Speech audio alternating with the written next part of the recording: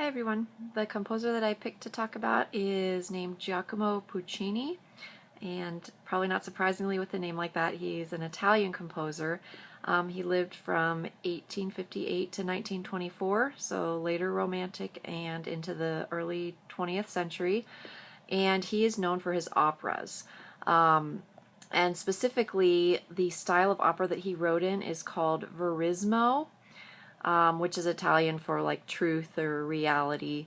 And the idea behind verismo opera is to depict reality, to depict real life, and especially lower class people and their struggles, and kind of the emotion of their situation. So in contrast, when opera was first developing in the Renaissance and then into the Baroque period, it was typically about things like mythology, ancient Greek and Roman history, so not necessarily particularly realistic.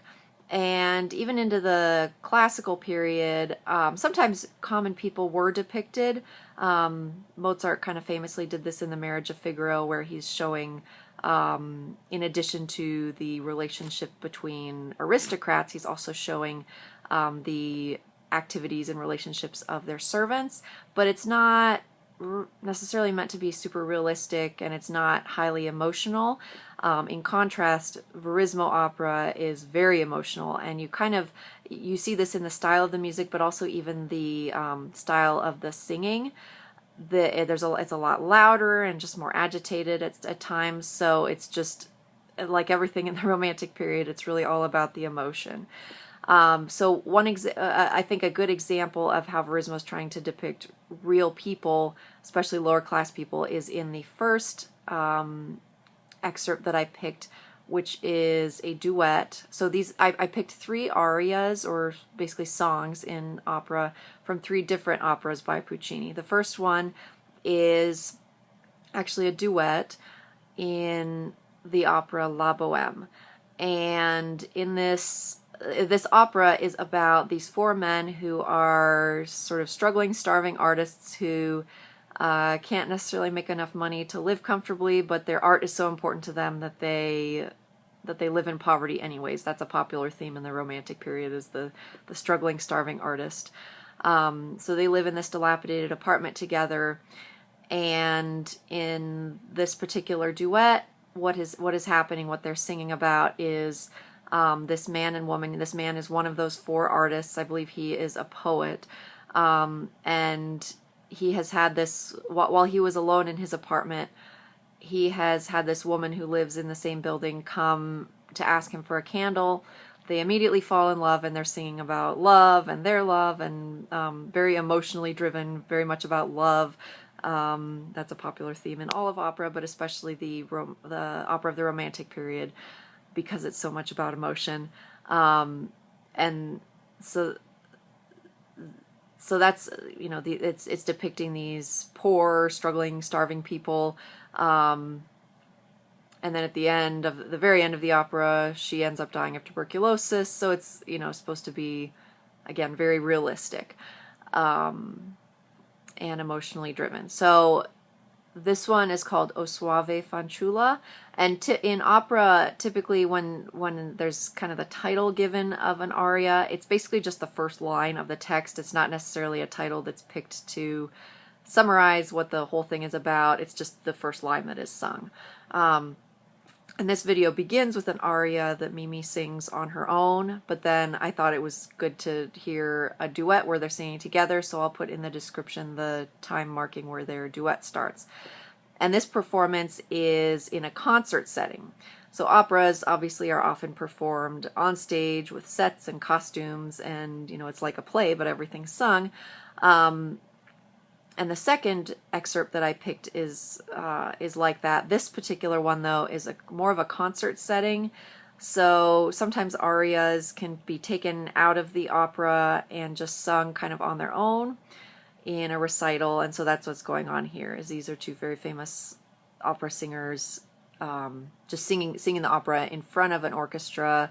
They're not in costume. Sometimes they sort of act things out kind of dramatically, but the aria is just standing on its own, and a recital would of opera singers would just be a series of arias from different operas, kind of sung one after another in front of an orchestra on stage like that. So that's the first one from La Boheme. The second one, like I said, is on stage, costumes, sets, you know, the whole play is going on in front of you in the form of an opera. And this opera is called Gianni Schicchi, and it's an incredibly famous aria called O mio babbino caro. You might recognize it, but the opera is actually not performed that often. It's just a short comic opera, and if you read the words, I think this one has subtitles. If you read the words, it's very dramatic and very serious. The title kind of means like, "Oh dear daddy." And so it's this young woman singing to her father, begging him to let her marry this man that she loves.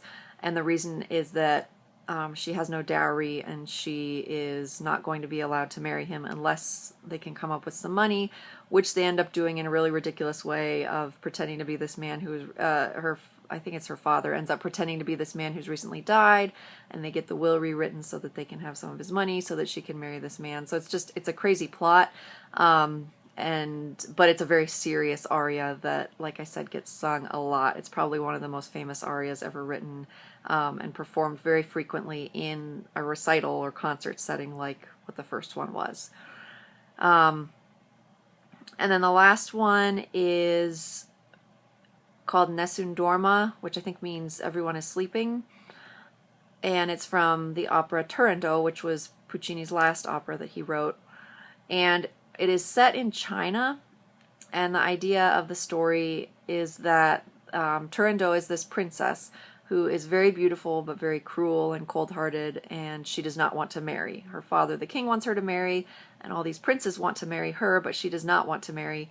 So the scenario that she has set up is that she will only marry a man who can answer 3 riddles that she will pose to him, and if he can't answer them, he will be executed. So many have tried and failed, but this prince who sings this aria has succeeded in answering all 3 riddles, but he has given her the opportunity to get out of her commitment to marry him if she can guess his name by morning. So kind of like Rumpelstiltskin almost.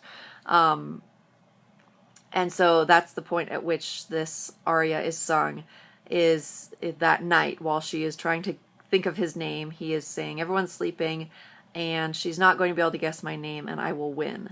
That's what the line he sings at the end is, Vincerò, vincerò, I will win. And this is another famous aria that gets performed a lot. And this particular video I thought was kind of neat because it's a recording session, so you kind of get to see. That's why everyone's wearing just like street clothes, and why they're really quiet at the end for a few seconds and at the beginning, because they're recording this for an album. So you get to see the singer there with the orchestra, and there's a chorus in the back that sings a little bit. So I thought that was just kind of neat to see a recording session. So that is 3 famous arias by Puccini. He wrote a lot of other arias other operas that get performed a lot.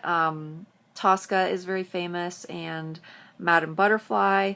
So even though he's been dead 100 years, his operas are performed frequently, and when you sort of stereotypically in your mind maybe think of like fat Italian people singing really loudly, that this is kind of what Puccini's music is what may pop in your mind first when you think of opera. So it's beautiful music, like I said, very emotionally driven, very melodic since it's being sung, great melodies. But I hope you like these 3 examples from 3 of his operas.